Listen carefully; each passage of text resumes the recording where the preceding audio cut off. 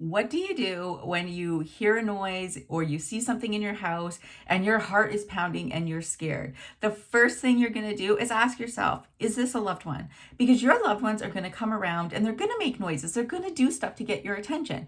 But if it says no, and maybe there's that this doesn't belong to me, this is negative, this is bad, this is scary, you have a couple of options that you can do. One, you can reach out to me. I'd be happy to help you with that. But on your own, first you do the check-in. Is this my loved one? If it's not, who the heck is it? Go and check it out, because maybe something just fell over. Maybe your dog or your cat knocked something over.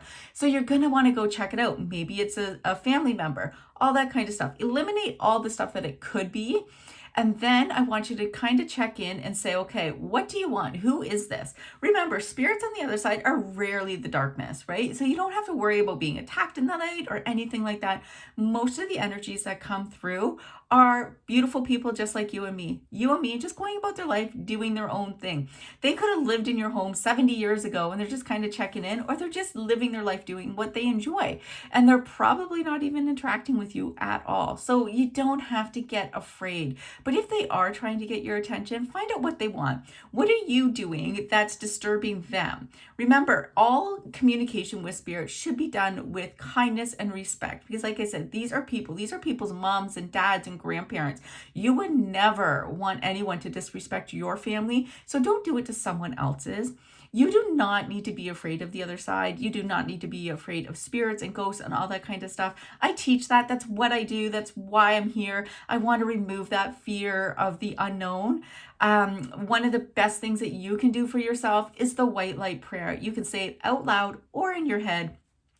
It does not matter. The energy will still go out. That protective bubble will still go in, and you don't have to worry. So what is the white light prayer? And why is it so powerful?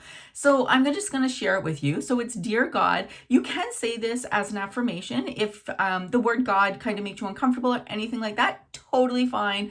I promise God's not going to be offended. So, Dear God, please surround me and my loved ones with the white light of the Holy Spirit and protect us from any and all negativity. So what are you doing there? First, you first. And I know it's bad grammar. You're supposed to say my family and I, but you always come first, because it's like the airplane thing, right? You can't protect your family if you're not protected yourself. So me and my loved ones. You can also choose to name your loved ones. You can picture a bubble of protective white light energy surrounding your entire home.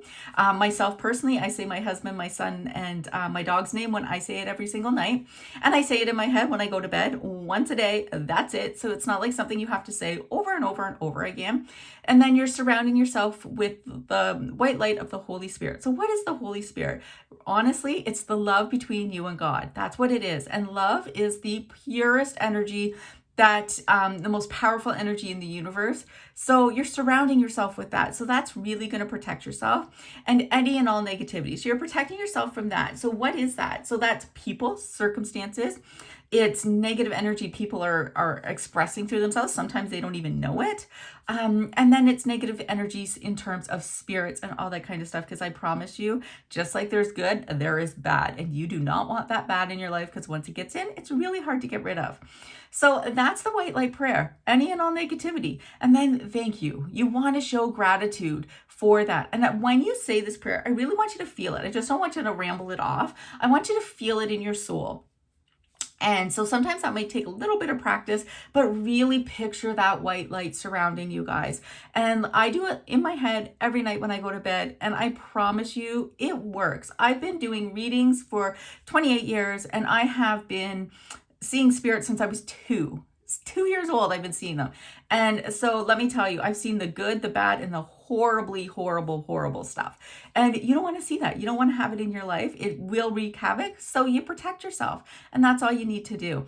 If you have spirits that are very persistent, that are destroying the happiness in your home, you have to take back the power, because this is your home. This is your life, your dimension, and you get to make the rules. And here's the funny thing. So on TV, they call in the priests. They're going to send them out. They call in the psychics. They're going to make the spirits leave. But guess what? Nobody can.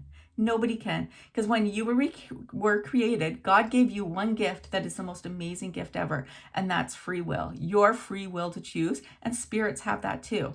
So you have the power to set up a wall that they cannot come through. So if you have an energy in your home that is scaring your children, that is really just wreaking havoc and bringing negativity, like you're arguing with your spouse and all that kind of stuff, your pets are growling and scared, all that kind of stuff, you say no. You take your power. You don't get afraid. You don't get afraid because you're powerful. You're powerful. You say, no, this shit ends now. You are not allowed to interact with me and my family. We will never know you are here. You are banned from interacting with us. They are on a different dimension. They're not in our world. They cannot cross over if you set that boundary, but you cannot force them to leave. So they can stay, but they will not affect you whatsoever. You will not know they were there. They are not allowed to move anything. They're not allowed to scare your children. They're not allowed to touch you. They're not allowed to do anything. So you can do that. That's where your power lies, but you cannot force another energy to leave. It's like me coming to your house and saying, get out. I want it. Right? No, you're going to stand there and you'd be like, bullshit. No, you get out, right? Hold your power. Don't be afraid, because I'm going to tell you, negative energy thrives on that fear. When you give it what it wants, oh, the power it gets, it's just going to ramp up and things are going to progress really, really quickly in your life. And you don't want that. You don't want that negative stuff, especially if you have children or pets that are left vulnerable. You go to work all day, your pet's left home dealing with this negative energy and you don't even realize it. So don't give them the power, kick it out. The other thing that you can do on your own to protect yourself, and I don't know, I have a curtain over mine, but you want to make sure that your doors, all your closets have doors on them, your cupboards have doors on them. If they don't, they have like a curtain or something like that you can close. So why? Because they are portals to the other side, which is why a lot of children will be like, there's something in my closet, because there's something in their closet. Do not dismiss them. You open it, you don't see anything. They are seeing it. So why are children seeing it? Because they're closer to the other side than you. They haven't been told there's nothing in your closet, right? They haven't had that shut down. So yeah, they're afraid. They do see it. And all that kind of stuff. So you definitely want to be supportive of them, listen to them, and then make the rule. You're not allowed to be here. One of the rules that I set in my home is that no one is allowed in my bedroom other than my loved ones and my spirit guide. So when I get up in the night, my hallway is full of energy. It's just full. It's that constant noise, constant talking, but they are not allowed in my room. That is my private space. That's where I get to sleep. That's where I get to get the rest that I need and deserve. And so do the same thing. No one's allowed in your room. No one's allowed in your kids' room.